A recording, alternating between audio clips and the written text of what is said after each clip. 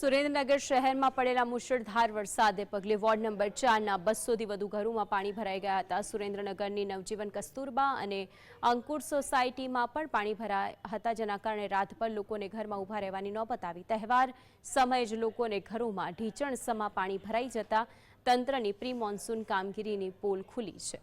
ખુદ નગરપાલિકાના પ્રમુખના વોર્ડ વિસ્તારમાં જ પાણી ભરાતા તંત્રની કામગીરી સામે લોકોએ રોષ વ્યક્ત કર્યો।